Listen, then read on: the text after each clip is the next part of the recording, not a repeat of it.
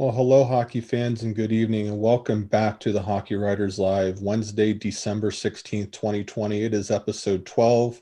I am your host, Mark Scheig. We have a wonderful show for you tonight. We're going to jump right into it. Coming up a little later on, we're going to have our World Junior panel. We're going to have a panel of five getting ready for the World Junior tournament. We're going to have some predictions. We're going to talk about what they're going to be watching for.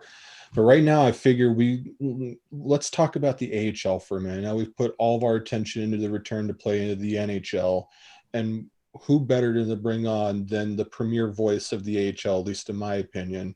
We welcome Patrick Williams to the Hockey Writers Live. He's going to spend around 30 good minutes with us. Patrick, welcome. Hey, thanks for having me. Thank you for joining us. Just, I guess, how are you doing to miss, not being in a rink for several months now? It's weird. I was telling you before the show, yeah, I can't recall a time since I was 4 or 5 years old that I haven't been in a rink, for this long. March, I think it was March 6th was the last time I was in a rink. It actually might have been March 8th, but regardless, that's now more than 9 months. Best case scenario, you're looking at February 5th for a start date. That will be almost a full year to not set foot in a rink. So, yeah, I think I'm doing the same as most of the rest of everybody else is doing right now, in the sense that we're all kind of on pins and needles. And I would say that goes right up to management, players, agents, you name it. Everybody is in that state of uncertainty because so much of this is out of everybody's hands. I mean, this is up to a virus. This is up to governments. This is up to powers that are far beyond any hockey team or hockey league. Yeah. And so what kinds of things have you, I know for me personally, there's been a lot more Nintendo Switch going on around here family wise. We just invested in the new go-kart where you can actually simulate in the house, the go-karts going around your house. So that's been the rage here. What about you? What kinds of things have you done to pass the time? Well, I got caught up on like just about every piece of paperwork or little detail that, during the course of a typical season, Mhm. gets put off to the side. And, I've never been this organized, I would say. I have everything tip top ready to go. So, that's sort of been my goal. I Mhm. think this is the same for a lot of people, that when Yep. the season does start, I want to hit the ground running, game Yeah. one, on my toes, because there's going to be an adjustment period for everybody, players, coaches, media.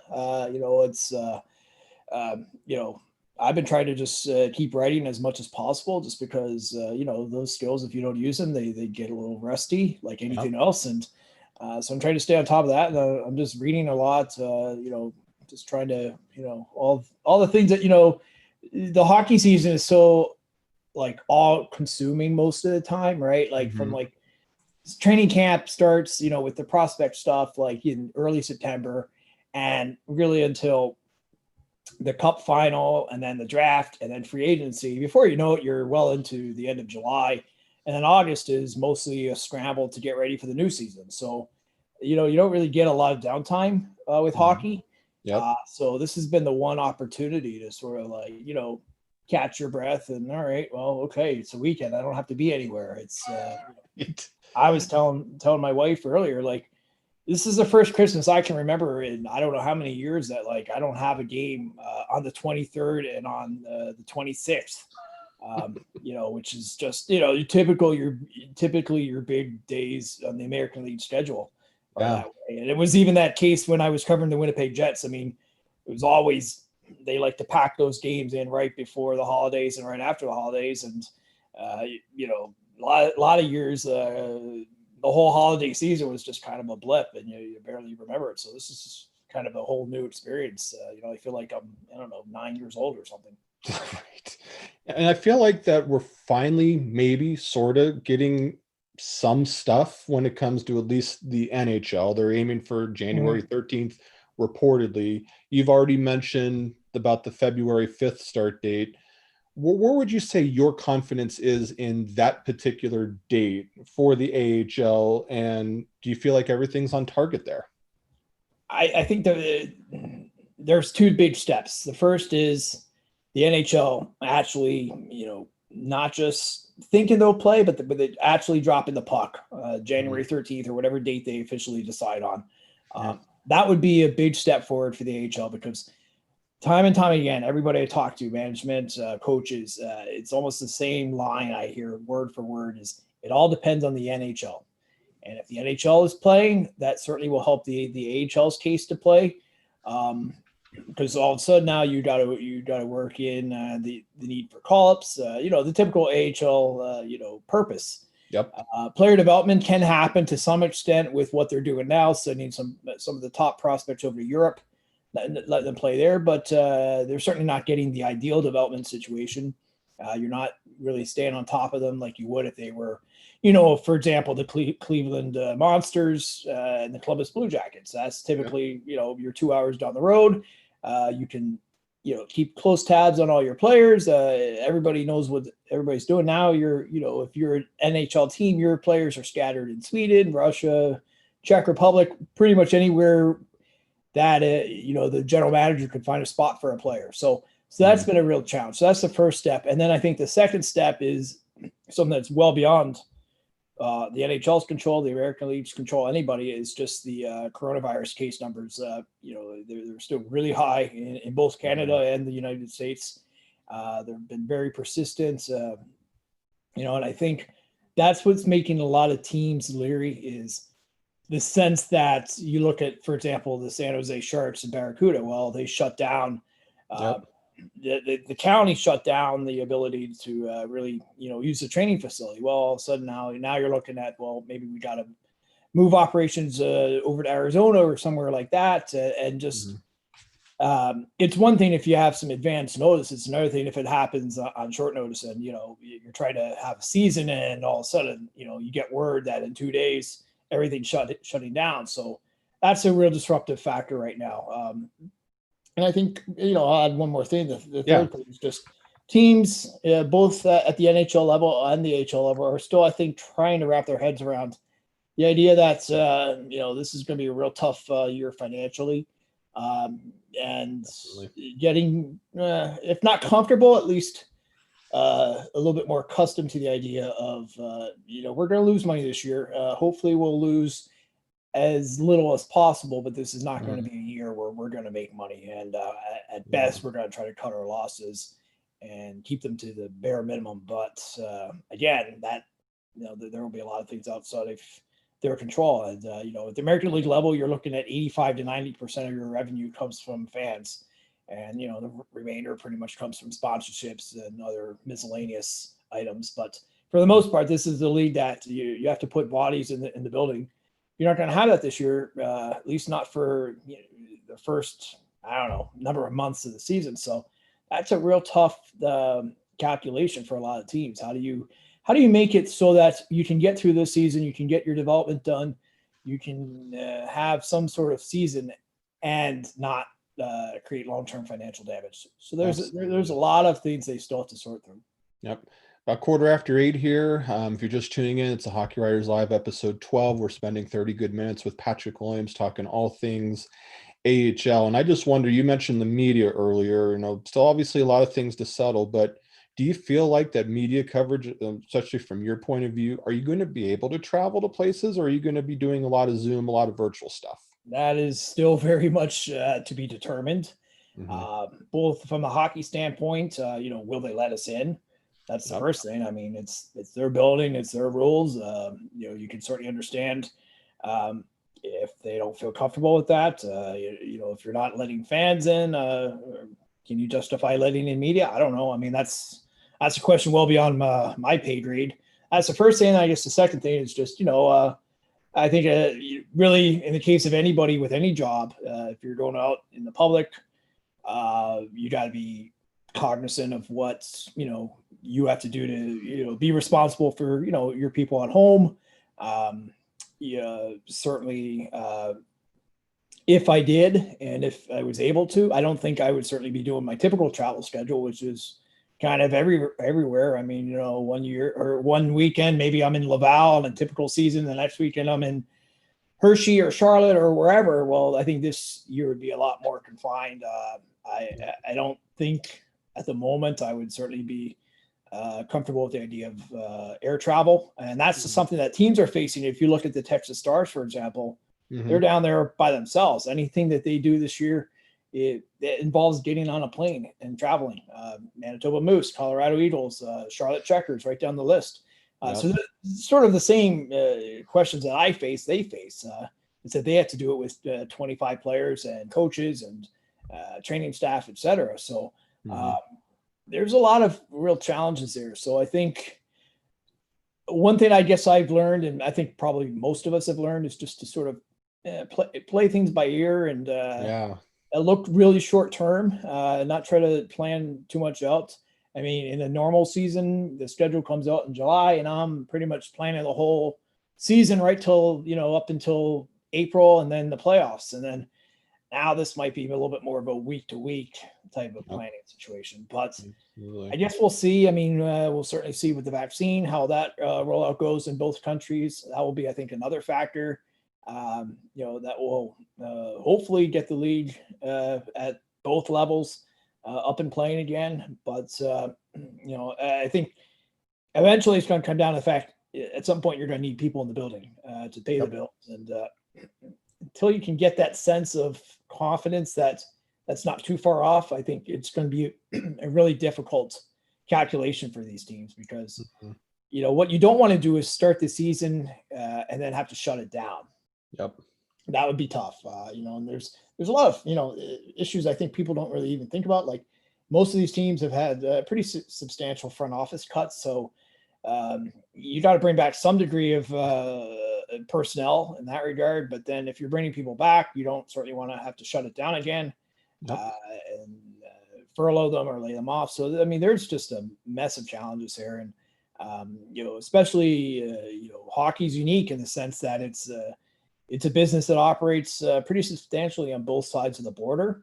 And you're not seeing that with other sports to the same degree. So it's something they have to sort through. And it's just difficult because, you can make the best plans and then it blows up because, there are factors just far beyond your control. Absolutely. And so speaking of those challenges, there is a task force in play trying to figure all this stuff out. There's also a new leader in the house in Scott Howson. So I guess kind of a two-part question. One, the task force, just fill everybody in on what they're trying to do in all this planning wise. And then, I feel for Scott Howson going in now of all things going on.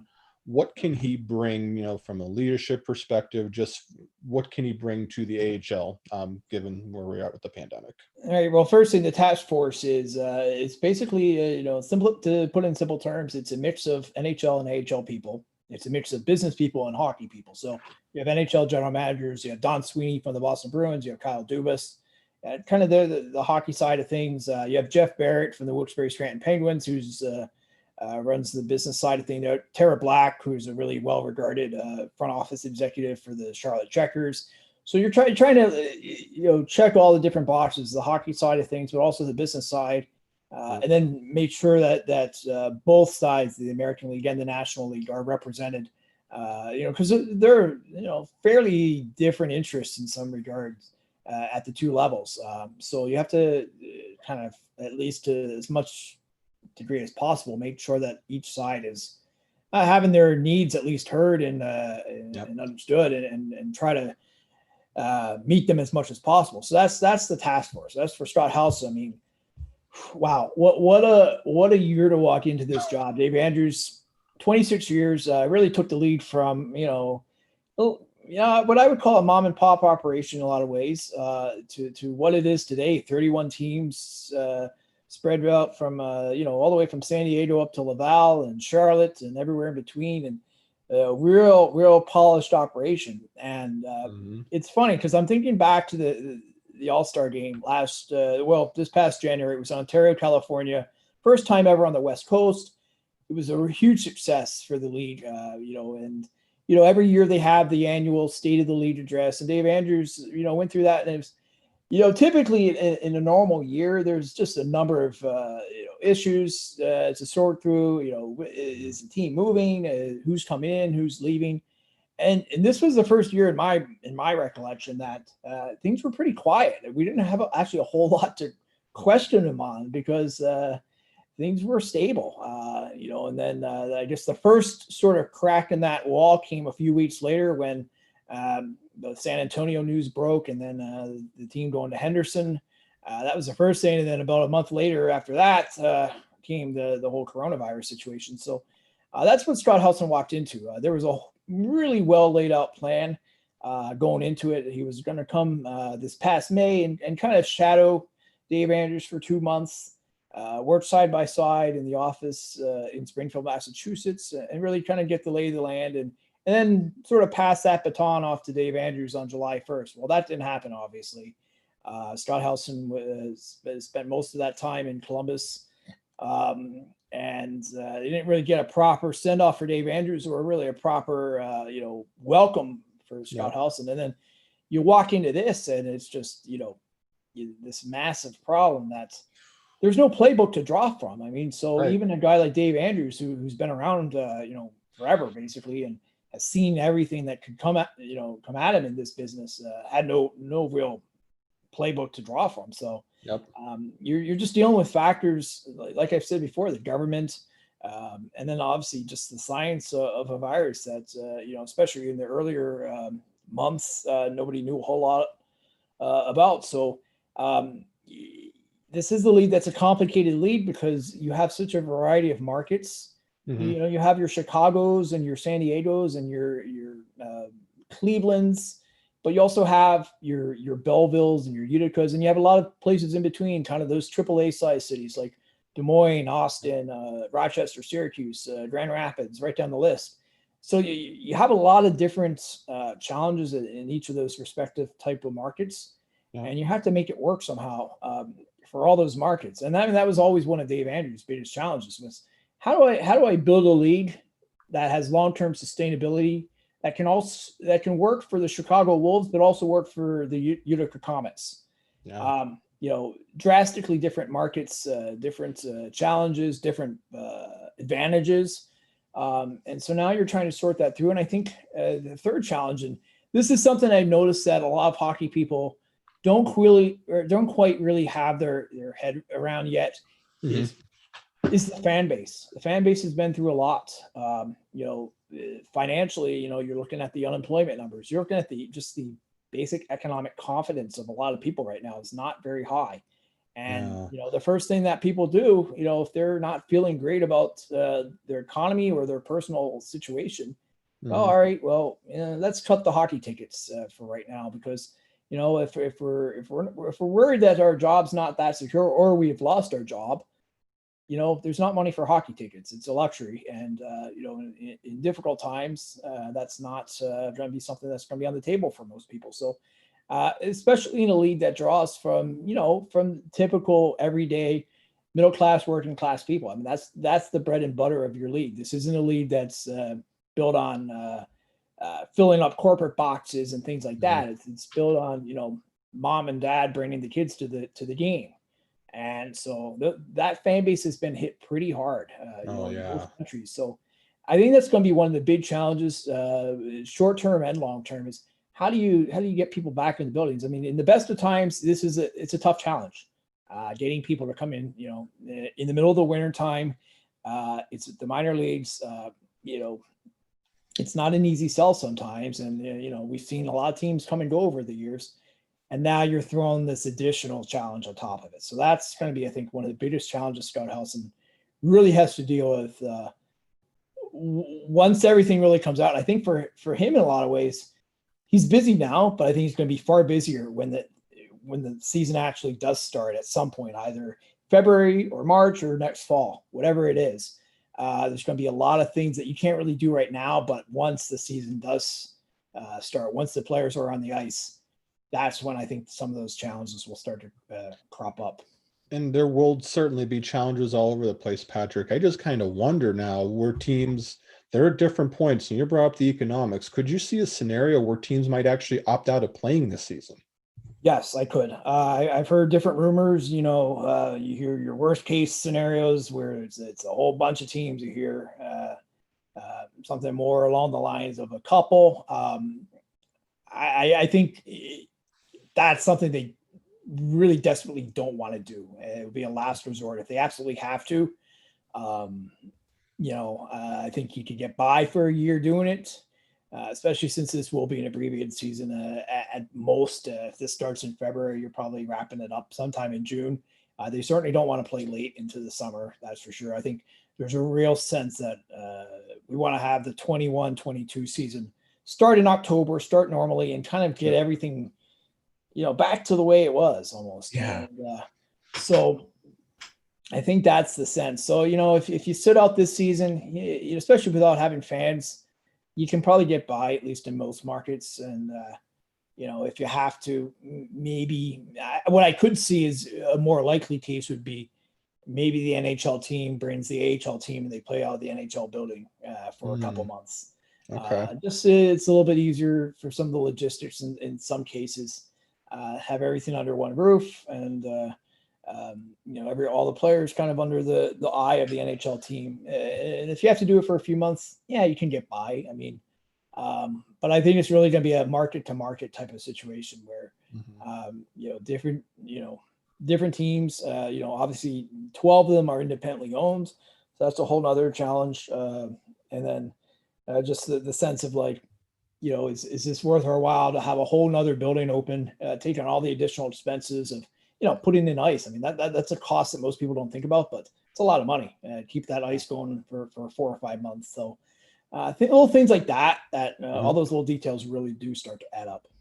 And there are 3 teams in particular that I'm really interested in seeing how things are going to go with them, because you have you have Utica, you have Bakersfield, and you have Stockton, where their NHL teams are in Canada with the border closed.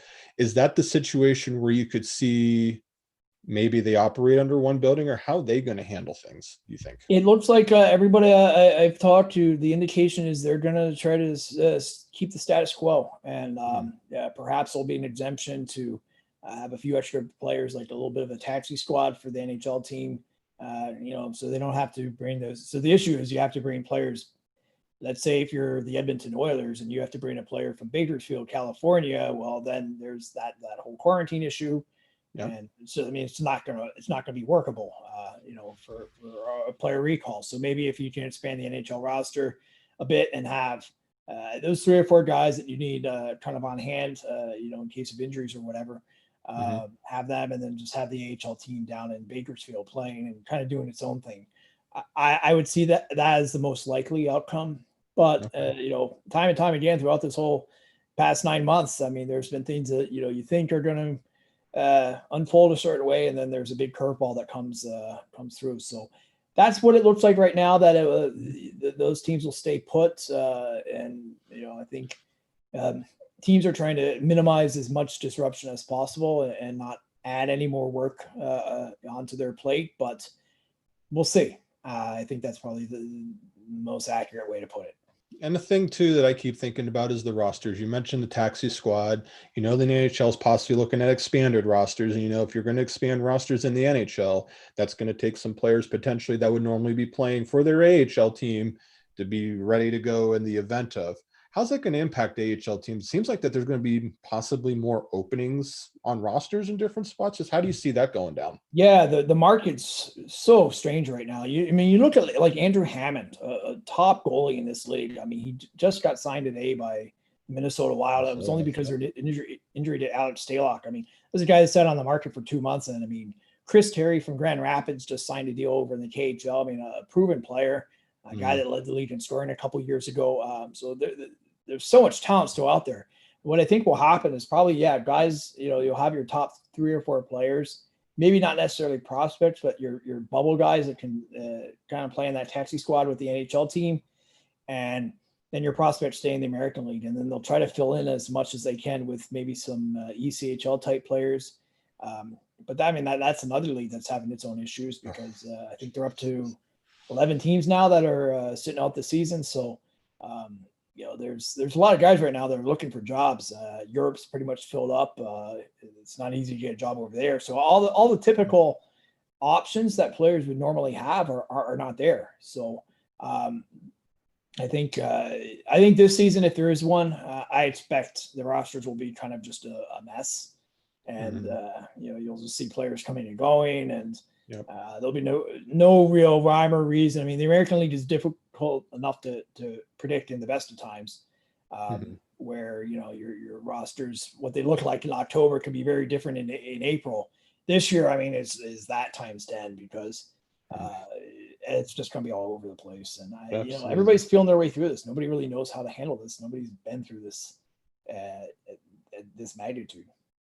Well, Patrick, one last one for you. So just, from your standpoint, we're all waiting for news just like you are, but what are the kind of the one or two key things that we should be paying attention for next when it comes to a potential return to play or timeline?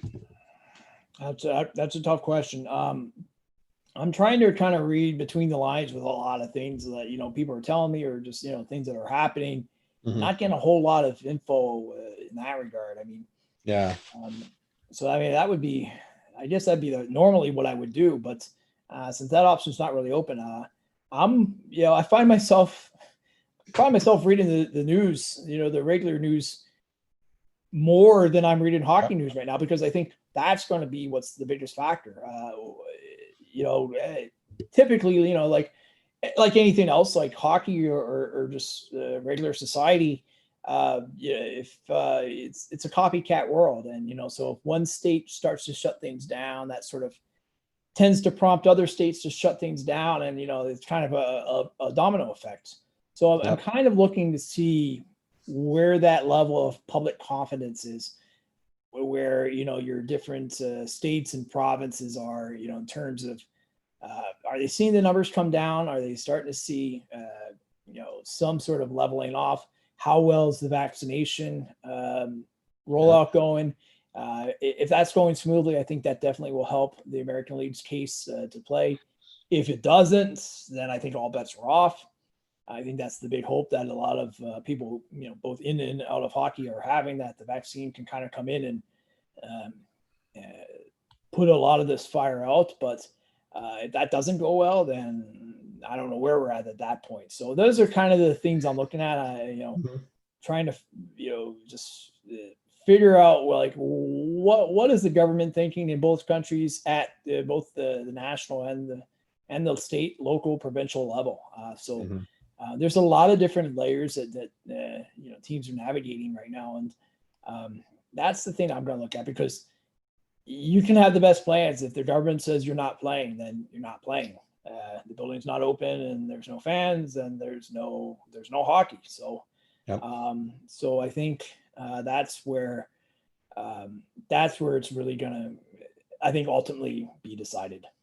Well, fans, stay tuned. There's going to be so much more coming. There's going to be a big news dump over the next month or two, especially in the AHL. And make sure that you follow Patrick Williams. For my mind, the premier voice of the AHL in media, at P. Williams NHL. Patrick, thank you so much for joining us tonight here on the Hockey Writers Live.